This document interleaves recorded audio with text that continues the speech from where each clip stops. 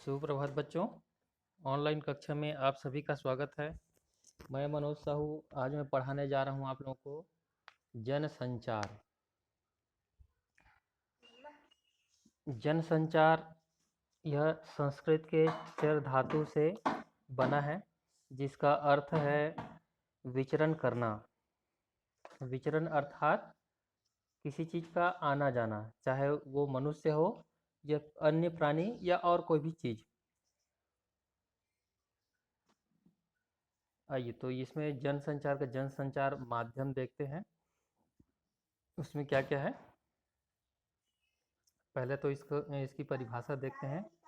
कुछ विचारकों ने इसका जो परिभाषा दी है उसको। संचार मनुष्य के अस्तित्व में आने के साथ ही उसे संचार की आवश्यकता का अनुभव हो गया होगा। संचार मतलब आना जाना, है ना, उसकी कहीं भी आने जाने का उसकी आवश्यकता का अनुभव हो गया होगा। क्योंकि क्योंकि अभिव्यक्ति मनुष्य की मूलभूत आवश्यकता है। क्योंकि अभिव्यक्ति अभिव्यक्ति क्या, अपने विचारों को दूसरों को एक बताना, एक्सप्रेस करना, है ना, वही है अभिव्यक्ति। विचारों का आदान प्रदान, है ना, वो मनुष्य की मूलभूत आवश्यकता है। बातचीत या संचार प्रक्रिया अभिव्यक्ति का ही माध्यम है। बातचीत या संचार प्रक्रिया, हम जो कुछ भी बात करते हैं, जैसे मैं भी अभी बता रहा हूँ, तो वो भी एक संचार का ही एक प्रक्रिया है। ठीक है, संचार प्रक्रिया ये जो है अभिव्यक्ति का ही एक माध्यम है। यह हम किसी से बात करते हैं, वो भी एक अभिव्यक्ति है। सामाजिक प्राणी होने के नाते, है ना, सामाजिक प्राणी होने के नाते संचार करना मनुष्य की प्रकृति है, मतलब आदत है या उसका स्वभाव है बोल सकते हैं, है ना। प्रत्येक व्यक्ति कुछ समझना समझाना, है ना, जितने कोई भी व्यक्ति है वो समझना और समझाना चाहता है। इस प्रकार संदेशों को भेजना और ग्रहण करना एक अनिवार्य प्रक्रिया हो जाती है। ठीक है, मतलब कोई भी संदेश है, मैसेज है, उसको भेजना और उसको ग्रहण करना, ये क्या है, एक अनिवार्य प्रक्रिया है ना। चलिए अब कुछ विचारक जो इसकी परिभाषा दी है वो देखते हैं। संचार के लिए अंग्रेजी में कम्युनिकेशन शब्द का प्रयोग किया जाता है ना। और संस्कृत में चर धातु अभी बताया मैं, है ना। तो यहाँ अंग्रेजी में कम्युनिकेशन शब्द का प्रयोग किया गया है। कम्यून अर्थात कम्यून का अर्थात है बांटना, शेयर करना, है ना। इसकी उत्पत्ति मूलतः लैटिन भाषा के शब्द कम्युनिस से हुई है, जिसका अभिप्राय मन के किसी विचार या भाव को दूसरे के साथ बांटना। निष्कर्षतः कहा जा सकता है कि संचार अपने भावों एवं विचारों को दूसरों से बांटने की महत्वपूर्ण एवं सार्थक प्रक्रिया है। American society of training directors के अनुसार आपसी समझ, विश्वास एवं बेहतर मानवीय संबंधों को स्थापित करने के लिए सूचना तथा विचारों का आदान प्रदान ही संचार है। और एक कोलंबिया इंसाइक्लोपीडिया ऑफ कम्युनिकेशन में भी में दी गई परिभाषा के अनुसार एक व्यक्ति और दूसरे व्यक्ति के बीच अर्थपूर्ण संदेशों का प्रेषण ही संचार है। संचार, है ना, समझ में आ गया होगा आप सभी को। संचार मतलब कोई भी कुछ भी अपनी बात को किसी दूसरे से बता रहे हैं या उससे कर रहे हैं, तो वो सभी की सभी क्या किस में आ जाएंगे, संचार। किसी भी चीज़ का एक स्थान से दूसरे स्थान पर आना या जाना। चलिए अब इसमें संचार के तत्व देखते हैं। संचार के तत्व अर्थात एलिमेंट, है ना, मतलब वो अनिवार्य रूप से वो होंगे ही होंगे। संचार के तत्व, संचार के अंतर्गत हम संदेशों को भेजते तथा प्राप्त करते हैं। इसे संचार की तकनीकी भाषा में संकेतीकरण या एन्कोडिंग और संकेत वाचन या डिकोडिंग कहा जाता है। ठीक है। संचार के अंतर्गत हम संदेशों को, कोई भी मैसेज को भेजते हैं तथा प्राप्त करते हैं, है ना। चाहे वो लिखित में हो, मौखिक हो, या किसी भी रूप में हो, है ना। इसे संचार की तकनीकी भाषा में, इस संचार की जो तकनीकी भाषा है, टेक्निकल जो लैंग्वेज है, इसमें संकेतीकरण, है ना। संकेतीकरण मतलब उसको, या इंग्लिश में उसको एनकोडिंग बोलते हैं, है ना। जैसे हम, हमारे मन में, विचार में कुछ भी चीज़ें हैं, है ना। जैसे हम हिंदी में बोल रहे हैं, है ना, तो हिंदी में अब भाई दूर में है तो उसको लिखना पड़ेगा, है ना। लिखने के लिए किसी न किसी भाषा का प्रयोग करेंगे, लिपि का प्रयोग करेंगे, है ना। तो हम जो भी बोल रहे हैं उसको, बोल रहे हैं, या तो उसको सामने वाले जो भी भाषा में समझते हैं उस भाषा में हमको उसको बदलना पड़ेगा, है ना। तो संकेतीकरण और संकेत वाचन, संकेतीकरण मतलब लिखना, और वाचन मतलब उसको पढ़ना, ठीक है। यही है इनकोडिंग और डिकोडिंग, बाद में और देखेंगे, हैं। संचार की पूरी प्रक्रिया मूलतः, संचार की पूरी प्रक्रिया मूलतः इसी एनकोडिंग डिकोडिंग पर आधारित होती है। ये देखते हैं, संचार प्रक्रिया में आने वाले मुख्य तत्व हैं। अब कौन कौन से उसमें मुख्य मुख्य तत्व हैं, है ना। मतलब अनिवार्य रूप से ये चीजें होंगे ही। क्या क्या? प्रेषक, हाँ, उसको स्रोत भी बोल सकते हैं। प्रेषक मतलब संदेश को भेजने वाला प्रेषक, है ना। आप लोग पत्र में पढ़े भी होंगे, प्रेषक मतलब जो पत्र भेजता है उसको प्रेषक बोलते हैं, है ना। तो प्रेषक, फिर दूसरा है संदेश, तीसरा है संचार माध्यम, मतलब किसके माध्यम से हम उस मैसेज को भेज रहे हैं, संदेश को भेज रहे हैं, है ना। लिख कर भेज रहे हैं कि मौखिक भेज रहे हैं, और आजकल तो नया नया टेक्नोलॉजी आ गया है ना। तो हम किस माध्यम से उसको भेज रहे हैं। फिर संकेतीकरण, है ना। संकेतीकरण मतलब उसको जो प्राप्त करता है ना, उसके लिए हम संकेत वाचन करेंगे, संकेतीकरण करेंगे, मतलब उसको लिखेंगे, किसी संकेत के माध्यम से उसको करेंगे, कन्वर्ट करेंगे, बनाएंगे। संकेत वाचन, फिर उसको जो संकेतीकरण हम जो भी लिखे हैं, टेक्स्ट किए हैं या कुछ भी किए हैं, है ना, तो उसको पढ़ने वाला चाहिए, या पढ़ना, है ना। संकेत वाचन, वाचन मतलब क्या होता है, पढ़ना। फिर ग्राहक या प्राप्तकर्ता, ग्राहक आप प्राप्तकर्ता, है ना। आप दुकान में भी जाते हैं कस्टमर के रूप में, तो ग्राहक मतलब भाई हम कुछ भी, किसी भी चीज़ को पैसा देकर प्राप्त करते हैं, किसी भी वस्तु को, है ना। तो यहाँ पर भी संदेश को जो प्राप्त करने वाला जो व्यक्ति है वो कौन होगा, ग्राहक, या उसको प्राप्तकर्ता भी बोलेंगे। फिर प्रतिक्रिया, यही उसको इंग्लिश में फीडबैक भी बोलते हैं, है ना। और उसका क्या प्रभाव पड़ा, वही उसी के अंतर्गत आ जाएगा, है ना।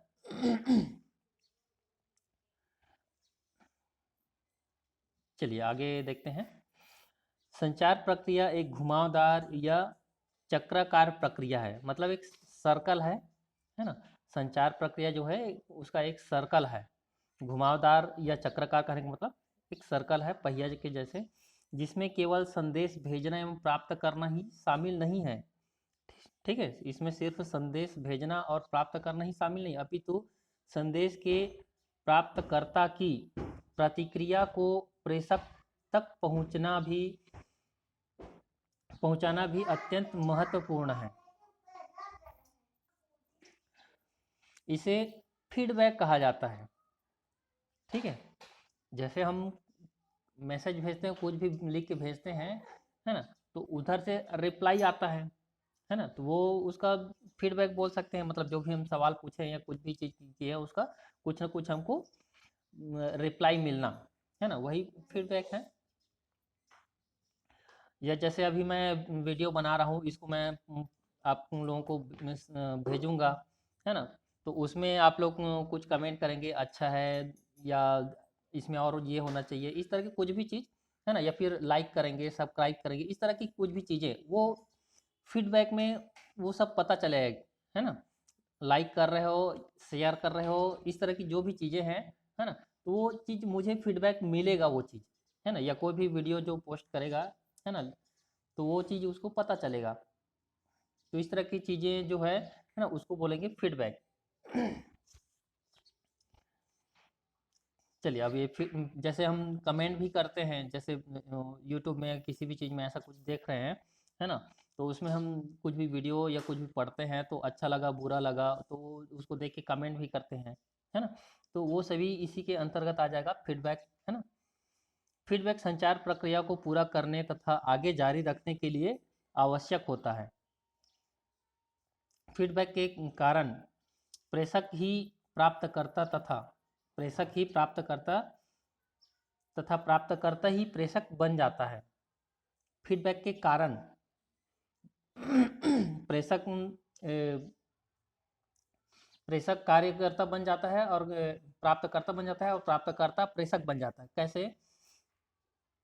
जैसे कि अभी मैं ये वीडियो बना रहा हूँ, इसके बाद इसको मैं भेजूंगा, तो उसको आप लोग देखोगे और उसके बाद कमेंट करोगे, कुछ भी कमेंट करोगे, तो फिर वापस मैं आप लोग फिर प्रेषक बन जाओगे। कमेंट करोगे मतलब कुछ भी लिखोगे, तो किसके लिए लिखोगे? मेरे लिए लिखोगे ना। तो आप संदेश भेज रहे हो, कुछ भी चीज़, चाहे इसमें ये अच्छा होना चाहिए, ऐसा करना चाहिए, कुछ भी लिखते हो, वो फीडबैक हो गया, है ना। तो आप उसको भेज रहे हो, तो आप लोग प्रेषक हो गए। यहाँ अभी फिलहाल पहले मैं भेजूंगा तो मैं प्रेषक हो जाऊंगा, फिर वहां से आप लोग कमेंट भेजोगे तो आप लोग प्रेषक हो जाएंगे, है ना। अब फिर मैं आप लोग जो भेजोगे, जो कुछ भी कमेंट करोगे, है ना, वो मैं पढ़ूंगा, मतलब मुझ तक आएगा और उसको मैं प्राप्त करूंगा, तो मैं प्राप्तकर्ता बन जाऊंगा, है ना। तो ये एक साइकिल है ना, चक्र है, जिसमें प्राप्तकर्ता और प्रेषक दोनों समय समय पर प्राप्तकर्ता और प्रेषक दोनों बन जाते हैं। चलिए आगे देखते हैं।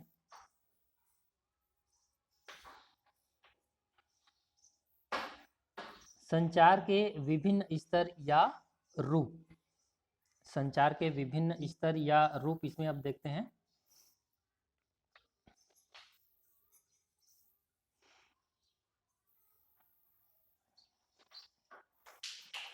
संचार के बहुत से रूप या स्तर हैं।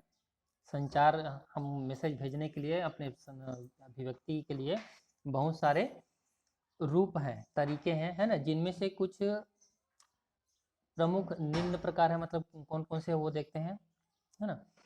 तो स्वगत संचार पहला है, स्वगत संचार। संचार के इस रूप को व्यक्तिक संचार भी कहा जाता है। अकेले बैठा हुआ व्यक्ति मन ही मन कुछ न कुछ सोचता ही रहता है। उसके मन में तर्क वितर्क या कोई ना कोई बात चलती ही रहती है। इस आत्मविश्लेषण को स्वगत संचार के अंतर्गत रखा जाता है। मतलब अपने मन में ही कुछ विचार चलना, है ना। स्वगत नाम से ही समझ में आ रहा है, स्वगत मतलब स्वयं का, है ना। व्यक्तिगत रूप से संचार मतलब अपने मन में जो भी बातें हो रही है या जो विचार है ना, उसका चलना, तो वो स्वगत संचार के अंतर्गत आ जाएगा। अगला देखते हैं, परस्पर संचार। इसे अंतर वैयक्तिक संचार कहते हैं। परस्पर मतलब समझ में आ रहा है, एक दूसरे से, है ना। परस्पर संचार, इसे अंतर वैयक्तिक मतलब एक व्यक्ति कोई दूसरे व्यक्ति के साथ संचार करेंगे। इसमें दो या दो से अधिक लोग आमने सामने बैठकर बातचीत करते हैं, है ना।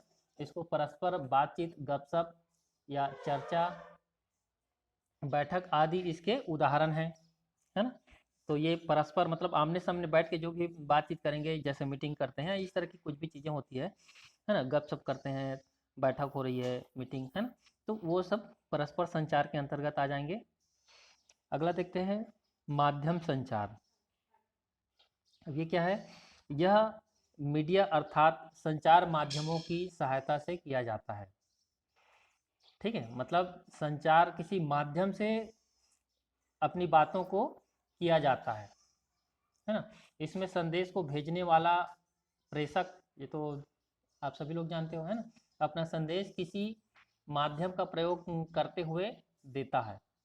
है ना, मतलब किसी के माध्यम से उसको अपने संदेश को भेजेंगे। संदेश को प्राप्त करने वाला प्राप्तकर्ता, इसको भी आप लोग अच्छी तरह से जानते ही हैं। सामने मौजूद नहीं होता, मतलब जो प्राप्त करता है वो सामने मौजूद नहीं होता। जैसे कि इसमें टेलीफोन, मोबाइल, पेजर या अन्य संचार माध्यमों का प्रयोग करते हुए संपर्क किया जाता है। ठीक है, टेलीफोन में और मोबाइल में, ये दोनों ही स्थिति में हम बातचीत तो करते हैं, लेकिन वो जो जिससे हम बात कर रहे हैं वो सामने नहीं होता है ना। पेजर भी हम एक स्थान से दूसरे स्थान भेजते हैं, है, तो ये माध्यम संचार के अंतर्गत आएगा। अगला देखते हैं, वक्ता एवं श्रोता समूह संचार। ठीक है, यहाँ मुख्य बात है समूह संचार। ठीक है, वक्ता एवं श्रोता, ये वक्ता सुनने वाला, श्रोता वक्ता मतलब बोलने वाला और श्रोता मतलब सुनने वाला।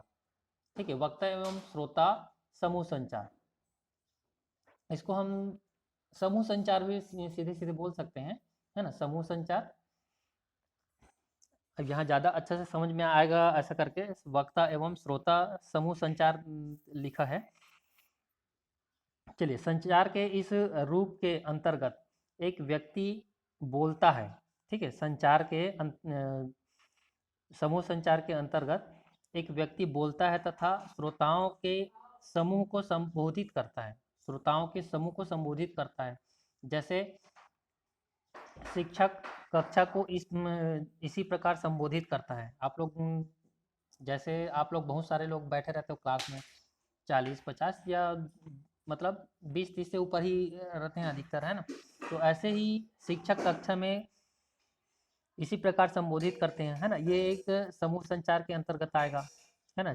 शिक्षक पढ़ाते हैं तो बहुत सारे लोग बच्चे बैठे रहते हैं, है ना। शिक्षक संदेश का प्रेषक, शिक्षक जो है संदेश का प्रेषक तथा विद्यार्थी प्रापक, प्रापक मतलब प्राप्त करने वाला या प्राप्तकर्ता भी बोल सकते हो, है ना। विद्यार्थी जो स्टूडेंट है वो प्राप्त करते होंगे।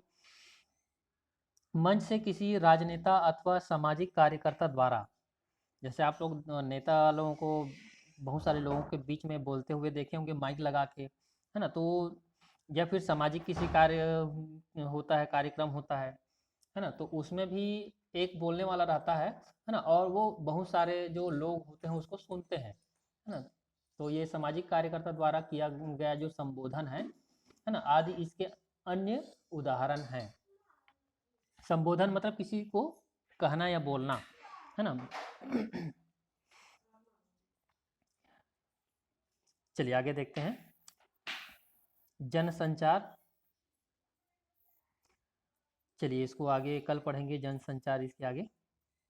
चलिए आज क्लास यहीं समाप्त करते हैं।